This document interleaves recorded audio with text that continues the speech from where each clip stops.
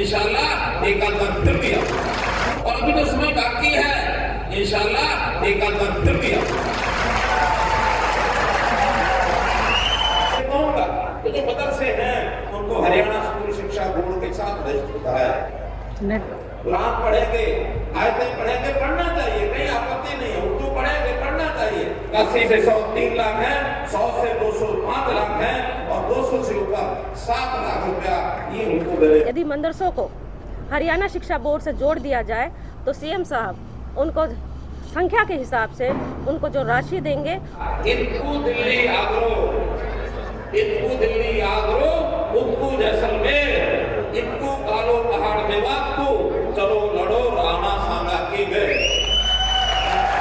1504 नौकरियां दी जाती हैं, 1400 अध्यापक आज हमने दिए हैं और इसी इलाके से दिए। 1400 टीचर जो मेवात में, मतलब हमारे ही इलाके के बच्चे जो मेवात में लगाए हैं, उनसे जो हमारा शिक्षा, मतलब युवाओं को शिक्षित करने की जो उनकी सोच थी वो पूरी हुई है।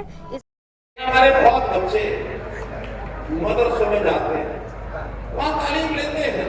हमारे 135 मदरसे हैं, लेकिन एक बड़ी कठिनाई की बात यह है कि जो हरियाणा का स्कूल शिक्षा बोर्ड है उसके साथ जुड़े हुए नहीं, और जब तक उसके साथ नहीं जुड़ेंगे तो बच्चों को जो आज शिक्षा की जरूरत है, तालीम की जो जरूरत है, उसमें वो पीछे रह जाएंगे। हो सकता हमारी जो मजहबी तालीम को ले लेंगे, कुरान पढ़ेंगे, आयतें पढ़ेंगे, पढ़ना चाहिए, कहीं आपत्ति नहीं है। उर्दू पढ़ेंगे, पढ़ना चाहिए, जो भी लैंग्वेज है वो पढ़ें, लेकिन इस देश की प्रदेश की भाषा और यहाँ के जो मजमून है उनको भी सीखना चाहिए। तो जितने हमारे साथी खास करके धार्मिक नेता बैठे हैं, मैं इनसे कहूंगा कि जो मदरसे हैं उनको हरियाणा स्कूल शिक्षा बोर्ड के साथ रजिस्टर कराया, रजिस्टर कराएं। और रजिस्टर कराने से उन बच्चों की तालीम आज के हिसाब से ठीक होगी, और न केवल तालीम ठीक होगी बल्कि उनको मदद भी मिलेगी। हरियाणा सरकार एक तो ध्यान दे रही है गुरुकुलों का रजिस्ट्रेशन करना, और एक ध्यान दे रही है मदरसों का रजिस्ट्रेशन। हमने उसकी एक स्कीम बनाई है, उस स्कीम की आज मैं घोषणा कर रहा हूँ भाई। अगर कोई मदरसा स्कूल एजुकेशन के साथ अपने आप को रजिस्टर कराता है और बच्चों की संख्या के हिसाब से हम उनको आर्थिक मदद भी देंगे, चाहे वो गुरुकुल हो और चाहे वो मदरसे हो। उसके अंदर अगर 50 से लेके 80 बच्चे अगर उस मदरसे में हैं या गुरुकुल में हैं, उनको साल का 2 लाख रुपया देंगे।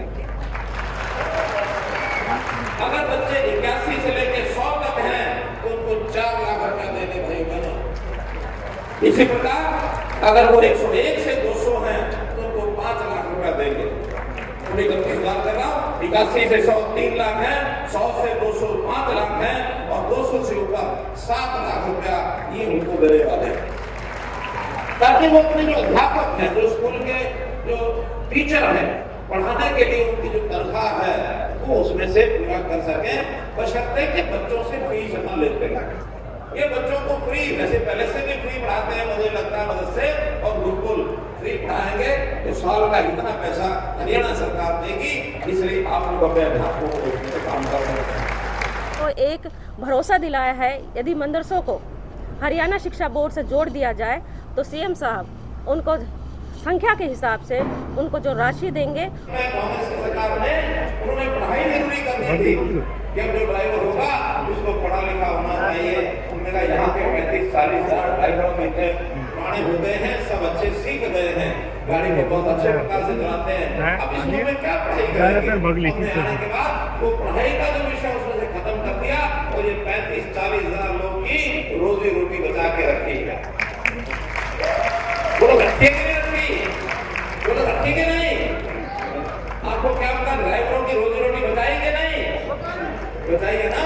तो इस नाते से बहुत बड़ा काम पुराने लाइसेंस वाले जो थे, छपेड़ा में ड्राइविंग स्कूल भी हमने खुलाया, ताकि आगे जो नए ड्राइवर बनेंगे वो पढ़ाई लिखाई करते हुए अपने ड्राइव को सीख करके और उसके बाद वो लाइसेंस मिले और ड्राइव को आगे कर सके।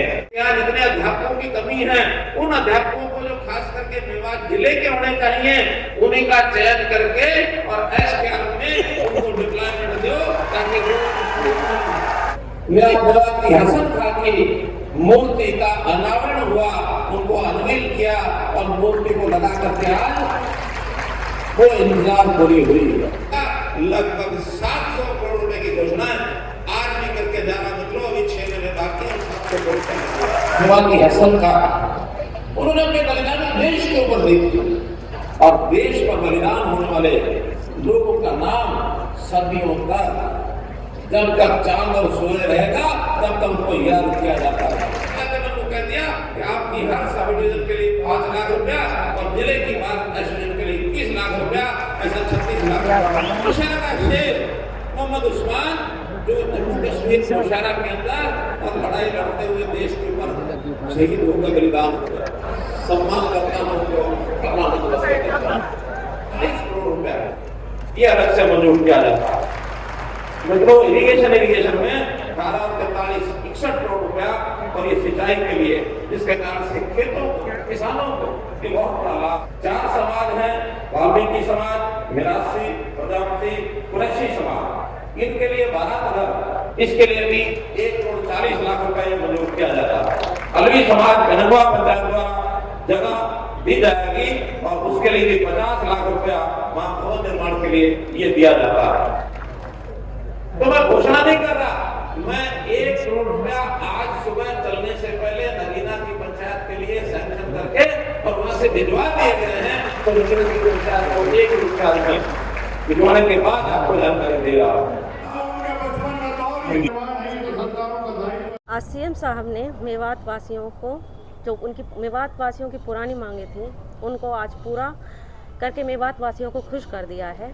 1400 टीचर जो मेवात में, मतलब हमारे ही इलाके के बच्चे जो मेवात में लगाए हैं, उनसे जो हमारा शिक्षा, मतलब युवाओं को शिक्षित करने की जो उनकी सोच थी वो पूरी हुई है।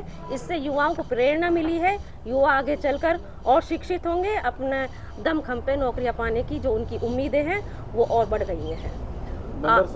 मदरसों का जो है सीएम साहब, उन्होंने उनके लिए प्रोत्साहन दिया है, उनको एक भरोसा दिलाया है। यदि मदरसों को हरियाणा शिक्षा बोर्ड से जोड़ दिया जाए तो सीएम साहब उनको संख्या के हिसाब से उनको जो राशि देंगे वो बहुत ही सराहनीय है। जैसे कि वो बहुत पुरानी मांग है हमारी मेवात वासियों को, उसको पूरा करते हुए माननीय मनोहर जी ने मेवात वासियों को ये एक सबसे बड़ा तोहफा दिया है।